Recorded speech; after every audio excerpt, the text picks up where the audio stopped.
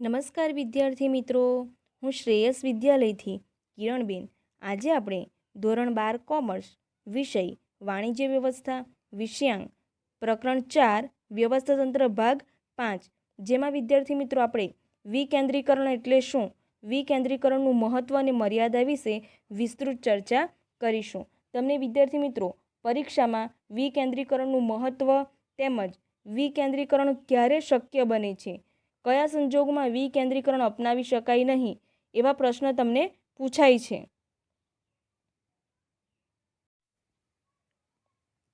વિકેન્દ્રીકરણ વિદ્યાર્થી મિત્રો, કેટલાક ધંધાકીય એકમો એવા હોય છે કે જ્યાં માત્ર ઉચ્ચ સપાટીએ જ સત્તા કેન્દ્રિત થયેલી હોય છે. પરિણામે જે મહત્ત્વના નિર્ણયો હોય છે તે માત્ર ઉચ્ચ સપાટીએ જ લેવાતા હોય છે. ઉચ્ચ સપાટીને સ્વતંત્રપણે નિર્ણયો લેવાની સ્વતંત્રતા હોય છે.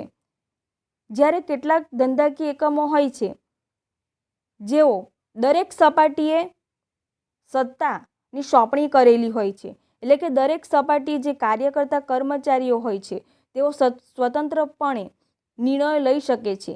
એ પ્રકારની સ્વતંત્રતા એમને આપવામાં આવી હોય છે, એ પ્રકારની સત્તા એમને સોંપાયેલી હોય છે, જેને આપણે વિકેન્દ્રીકરણ તરીકે ઓળખીએ છીએ. તો આ રીતે જે પ્રકારના વ્યવસ્થા તંત્રમાં સત્તા ઉચ્ચ સપાટીએ જ કેન્દ્રિત થયેલી હોય છે તેને કેન્દ્રીકરણ કહેવામાં આવે છે. અને જે પ્રકારના વ્યવસ્થા તંત્રમાં દરેક સપાટીએ એટલે કે ઉચ્ચ સપાટીએ, મધ્ય સપાટીએ, તળ સપાટીએ ચોક્કસ પ્રકારની સત્તા આપવામાં આવેલી હોય છે, જેથી તેઓ સ્વતંત્રપણે નિર્ણયો લઈ શકે છે, સ્વતંત્રપણે કાર્ય કરી શકે છે, તો તેને આપણે વિકેન્દ્રીકરણ તરીકે ઓળખીએ છીએ. વિકેન્દ્રીકરણનો ખ્યાલ એ સત્તા અને જવાબદારી સાથે જોડાયેલો મહત્વનો ખ્યાલ છે. સંચાલકોએ સત્તા કેન્દ્રિત રાખવી કે વિકેન્દ્રિત રાખવી તે જાતે નક્કી કરવાનું હોય છે. એકમના સંદર્ભે આ નક્કી કરતી વખતે એકમનું કદ નાનું છે કે મોટું છે તેને આધારે નક્કી કરવામાં આવતું હોય છે. તો જે નાના એકમો હોય છે એમને માટે કેન્દ્રીકરણનો ખ્યાલ અને મોટા એકમો હોય છે એમની માટે વિકેન્દ્રીકરણનો ખ્યાલ એ મહત્વનો છે. ઉચ્ચ સપાટીથી નિમ્ન સપાટી તરફ ક્રમશઃ સત્તાની સોંપણી થયેલી હોય તો તેને આપણે વિકેન્દ્રીકરણ તરીકે ઓળખીએ છીએ. હેનરી ફેલ દ્વારા વિકેન્દ્રીકરણ અંગે મહત્વની વ્યાખ્યા આપવામાં આવી છે, જેમાં તાબેદારોને સત્તા સોંપણી કરી, કાર્ય વિભાજન કરી, નિર્ણય પ્રક્રિયામાં સામેલ કરવા એટલે કે વિકેન્દ્રીકરણ.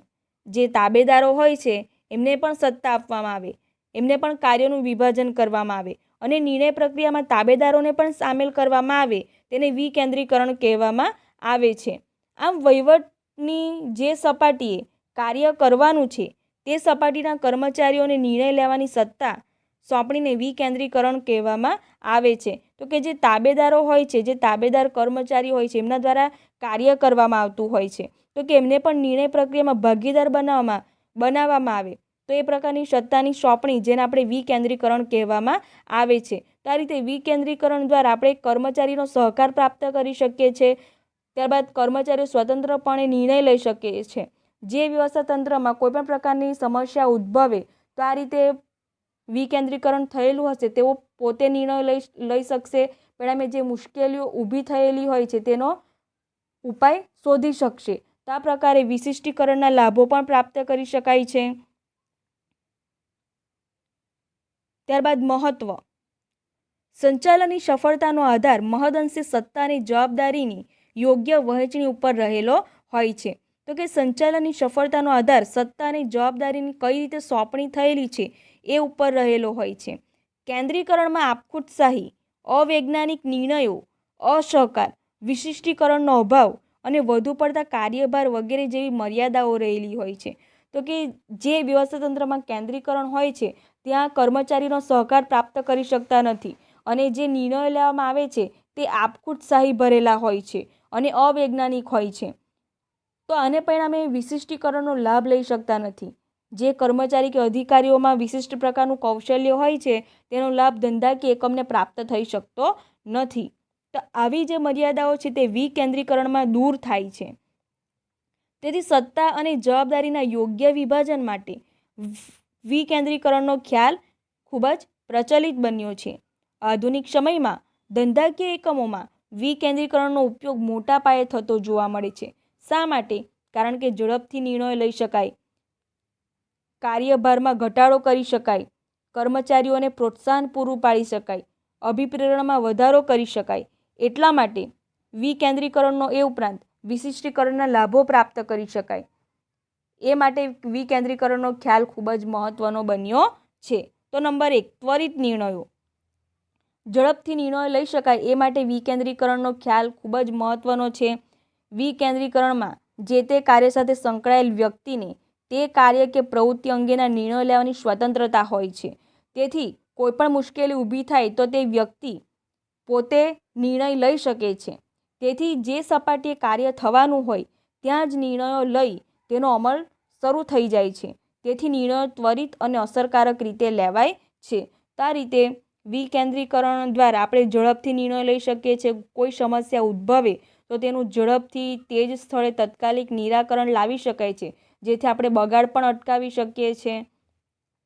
ઉચ્ચ સપાટીના કાર્યભારમાં ઘટાડો. તો આ રીતે વિકેન્દ્રીકરણ દ્વારા દરેક સપાટી આપણે સત્તા જવાબદારીની સોંપણી કરેલી હોય છે. પરિણામે દરેક કર્મચારી સ્વતંત્ર રીતે નિર્ણયો લઈ શકે છે. એને પરિણામે ઉચ્ચ સપાટીના કાર્યભારમાં ઘટાડો થાય છે, એમના કાર્યબોજમાં ઘટાડો થાય છે. ઉચ્ચ સપાટી એવી સપાટી છે જ્યાં મોટાભાગના નીતિ વિષયક નિર્ણયો લેવામાં આવતા હોય છે. વિકેન્દ્રીકરણ દ્વારા કેટલાક નિર્ણયો મધ્ય સપાટી કે તળ સપાટી લેવાની સત્તા આપવામાં આવે છે, જેથી ઉચ્ચ સપાટીના સંચાલકોના કાર્યભારમાં ઘટાડો થાય છે.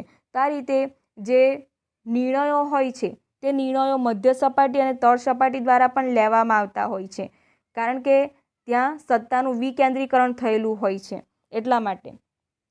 નંબર 3, અભિપ્રેરણમાં વધારો.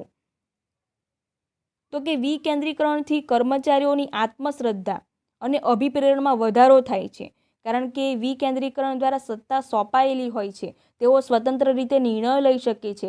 પરિણામે જો કોઈ સમસ્યા સર્જાય તો કર્મચારી પોતે નિર્ણય લઈને તેનું નિરાકરણ લાવી શકે છે. પરિણામે બગાડ અટકાવી શકાય છે અને આ રીતે કર્મચારીઓમાં ઉત્સાહ, જુસ્સો વધે છે, બરાબર, અને એકમો પ્રત્યે વફાદારી પણ વધે છે અને તેના અભિપ્રેરણમાં વધારો કરી શકાય છે. ઉચ્ચ સપાટી દ્વારા મધ્ય અને તળ સપાટીના કર્મચારીઓને જે તે કાર્ય અંગેના નિર્ણયો લેવા માટેની સ્વતંત્રતા આપવામાં આવતી હોય તો તેમના લીધેલા નિર્ણયો સફળ થતાં તેમના આત્મવિશ્વાસમાં વધારો થાય છે. તો આ રીતે એમને સ્વતંત્રપણે નિર્ણય લેવાની સત્તા હોય છે. પરિણામે તેઓ યોગ્ય નિર્ણયો લે છે અને તેના દ્વારા ધંધાકીય એકમને લાભ પ્રાપ્ત થાય છે. ધંધાકીય એકમને લાભ પ્રાપ્ત થતો હોવાથી તેમનામાં આત્મવિશ્વાસની ભાવના પેદા થાય છે અને તેઓને વિવિધ પરિસ્થિતિઓમાં કેવી રીતે નિર્ણય લઈ શકાય, તેમનો સામનો કરી શકાય તે માટેનો અનુભવ મળે છે. તો આ રીતે જે પરિસ્થિતિ ઉપસ્થિત થાય છે, જે મુશ્કેલીઓ ઉદ્ભવે છે, એ મુશ્કેલીઓનો કઈ રીતે નિરાકરણ લાવવો અને કઈ રીતે આપણે સમસ્યામાંથી બહાર આવી શકીએ, તો એ પ્રકારનો અનુભવ કર્મચારીઓને પ્રાપ્ત થાય છે. પરિણામે તેમનામાં આત્મવિશ્વાસ વધે છે. વિકેન્દ્રીકરણમાં દરેક સપાટીએ સત્તા અને જવાબદારીની સોંપણી થયેલી હોય છે. મધ્ય અને તળ સપાટીના કર્મચારીઓ તેમની સત્તાના નિર્ણયો લેતા હોય છે. તેને પરિણામે કેટલીક વખત ધંધાકીય એકમને સફળતા પ્રાપ્ત થાય છે તો કેટલીક વખત નિષ્ફળતા પણ પ્રાપ્ત થાય છે. તો આવા બંને પરિણામ અંગેની જવાબદારી તેઓ સ્વીકારતા હોય છે.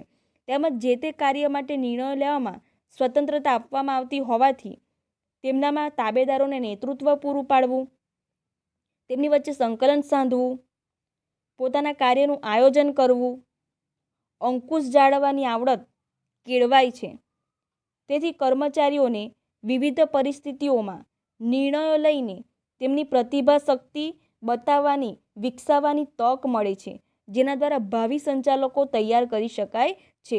તો આ રીતે મધ્ય સપાટી અને તળ સપાટીએ સ્વતંત્રતા, નિર્ણય લેવાની સ્વતંત્રતા આપવામાં આવતી હોવાથી નેતૃત્વ શક્તિમાં વધારો થાય છે, સંકલન સાધી શકાય છે, આયોજન કરવાની તેમને તક મળે છે, અંકુશ જાળવી શકાય છે.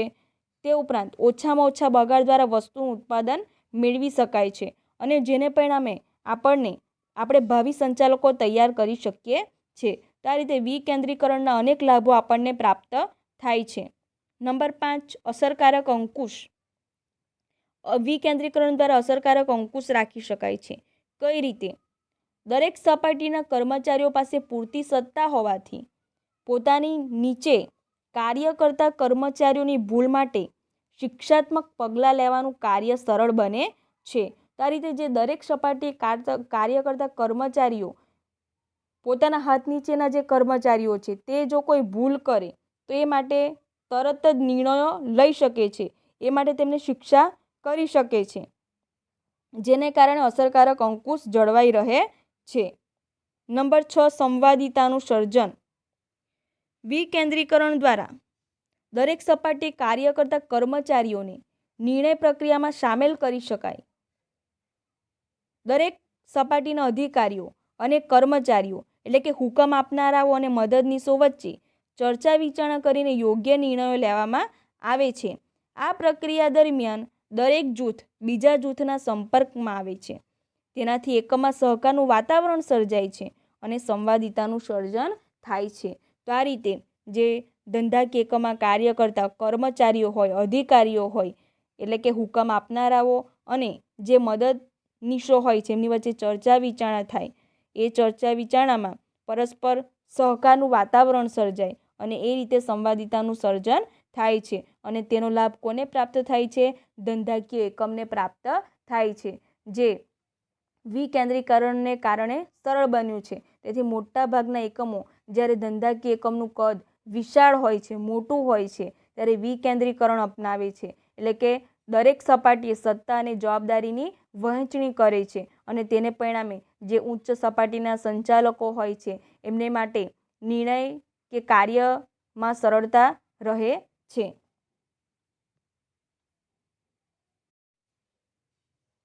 વિકેન્દ્રીકરણ દ્વારા વિશિષ્ટીકરણના લાભો પ્રાપ્ત કરી શકાય છે. ઝડપથી નિર્ણયો લઈ શકાય છે.